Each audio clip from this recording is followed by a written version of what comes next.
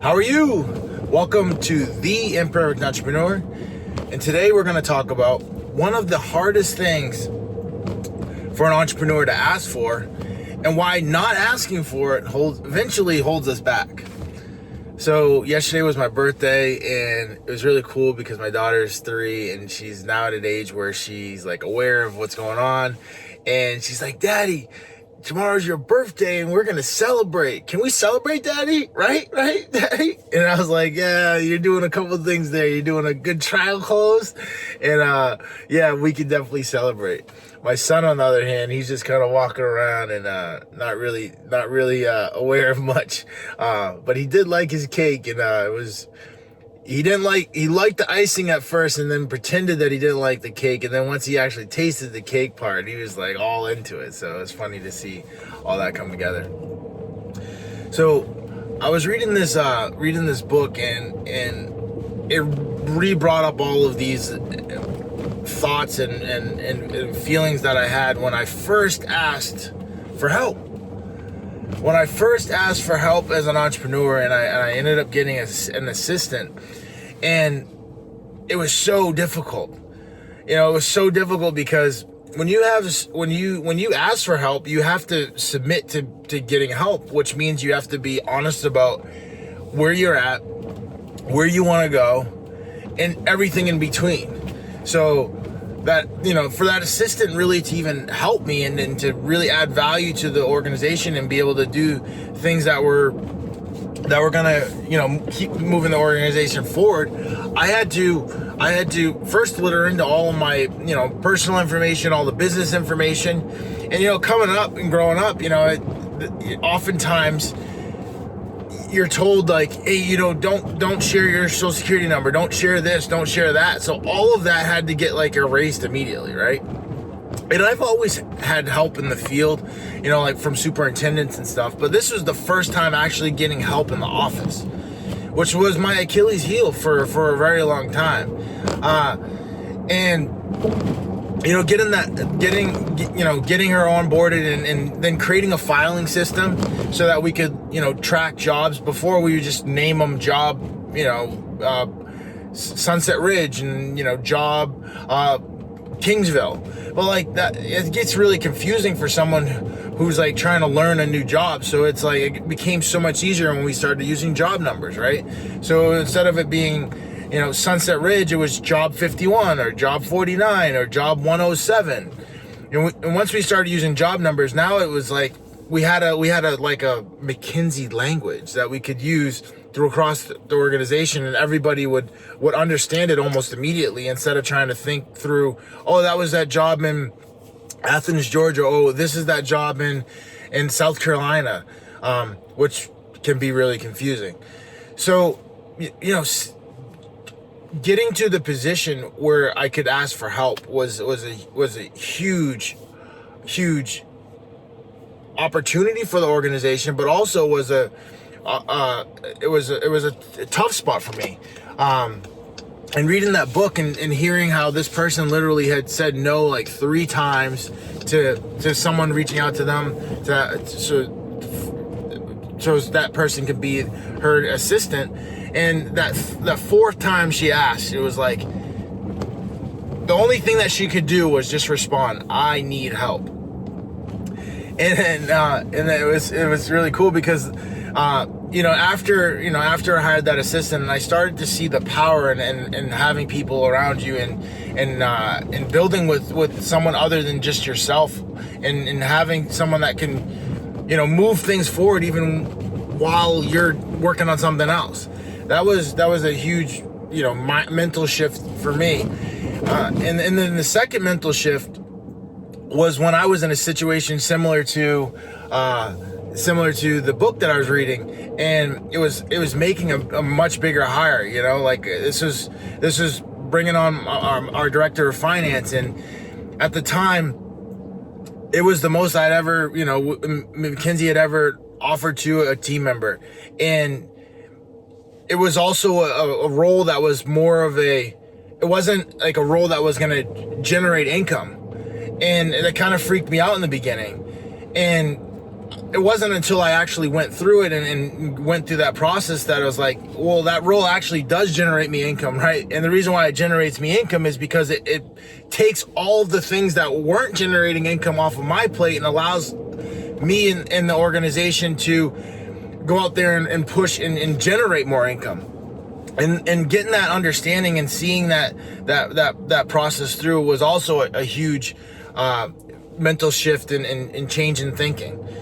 And I remember when I was responding back to the offer that I was making to our director of finance, I literally was just like, yes, let's proceed. Because I didn't want to say too much, because my mindset was just totally off at that time. And I didn't want to say something or I knew I needed the help, and my mindset couldn't produce the words that said that I needed help. So I literally just said, yes, let's proceed. And it was like that. Once I got that person on and got them on board and took all of that stuff, like the bookkeeping and, talking with the accountants and all of that stuff off my plate, it was like, oh my God, I could actually move the business forward. I didn't have to, worry about all of that stuff, because why? I had a high performer that was working at $1 billion company now at McKinsey, helping McKinsey move all that stuff forward, and his level of expertise, and then his willingness to help with other things in the organization really helped stabilize the organization. And he was our rock in terms of getting all of that stuff off my plate so that we can keep moving things forward for McKinsey. And those words were, I need help, were just like, every time I've said that, and it's opened up the organization. It was when we were bringing on, team members for estimating and bringing on team members for project management, the same exact thinking happened. In the moment, you're like, especially as an entrepreneur, and you want to control everything. And like, honestly, that's how, McKinsey even started, right?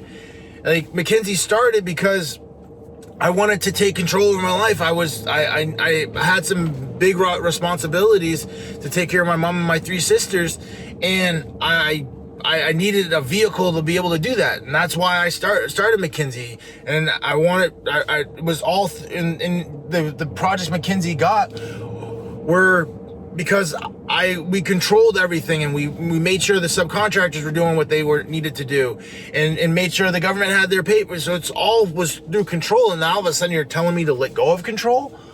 Like that was like totally anti what had gotten me to where I was.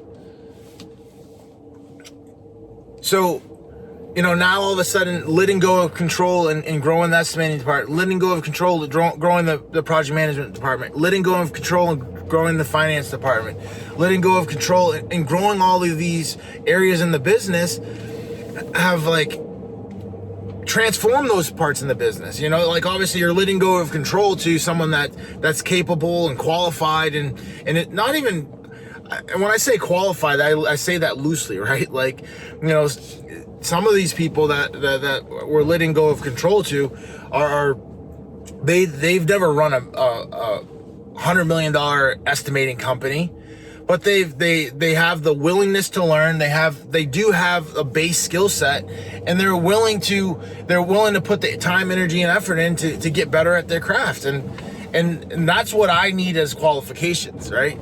And then we'll put the support around them, right? Like from the estimating standpoint, a lot of times we need the design help. I'm not asking for that person to be a designer. Let's go and hire the designer, right? We'll hire a mechanical, electrical, plumbing engineer to support us so that we can get all of the information that we need to then be able to put our estimate together. Same thing for project management. We're not asking them to be the superintendent, to execute on every objective that needs to be done in the field. No, like we're hiring the experts, right? We're hiring good subcontractors that are they're specific expert at what they're doing. Like are they an electrical expert, mechanical expert? We're hiring superintendents that are an expert of supporting the job and making the jobs go smoothly, right? And supporting, the team members that are and the subcontractors that are actually on site. So all of those things have allowed the organization to go to a new level, and it seems so simple, right? And every time I think about it, I say the same thing. It sounds so simple, but in reality, it was like one of the hardest things for me to do is like just say, hey, I need help. And then to submit to that help, right? To onboard that person properly, to allow that person to actually move forward with things once you've given them the blueprint of how, and you're not giving them, every little minute detail. Like at the same time, that person needs to be able to use their skill set and think, and that's why, we have humans, right? Like it's not like a robot, right? Like we got to be able to, take a situation from here and bring it there and be able to think through the scenario. And once they have that framework of thinking, they can actually execute and get things and move things forward. And honestly, in every department we've done that, the person's always done it way better than I could have done it, right? And why? Because I was trying to do 10 different things at one time, where now this person can just solely focus on that thing and execute it at a really high level. So I love those words, I need help. And reading that passage in that book really brought all those emotions and all those that change in thought process, and seeing how it's actually helped the business flourish. And I wanted to share that with you, so that you can get to a point where you could say, hey, I need help. And I'm like, I want to also preface this, right? So we're not just saying I need help and just bringing team members on things that are not going to move the business forward. Like all of these things help grow the business, which then gives the business the resource to pay for the help, right? So by saying those words, and I need help on in areas of the business where that person comes in and they can either take a non-revenue generating thing off of your plate, where you can now reallocate that time for a revenue generation, or that person comes in and is in a revenue generating position where they're either operations moving jobs forward, or they're estimating, they're getting proposals out the door. Those are all revenue generating activities. And every time I've done that, the organization has expanded. And then it's like, and it's not just expanded and then, come right back. It's like locked in the growth, and you've locked in the growth with like team members that can manage that and continue to grow that. And they're developing at the same time, so that, now they're making me money, right? They're getting good at it, but now you have an opportunity to allow them to make we money, right? Or now all of a sudden you have team members underneath them that are now doing the exact same things that they're doing to get the wins and the results. And now all of a sudden, instead of just having one person do it, and you got 4 people doing it, and then it's like, wow, you could just see how the stuff spirals out of control in a good way, and how helps you take your business to the next level. That growth and that scale, that's the cool part about business, especially when you understand the algorithm. And one of those algorithms is literally, the first start of it is to take ownership, not to just say it, but to take ownership for needing help, and then going out into the marketplace and finding the right help, right? That can help grow the business, help scale the business. And as the business grows and scales, that person also, if they're doing what they say they're going to do, can also achieve their own personal, professional, financial goals. So with that, go out there and build your legacy. If you enjoyed what you heard today, I'd love to hear from you. Leave me something in the comments, or hit smash the like button. Let's roll.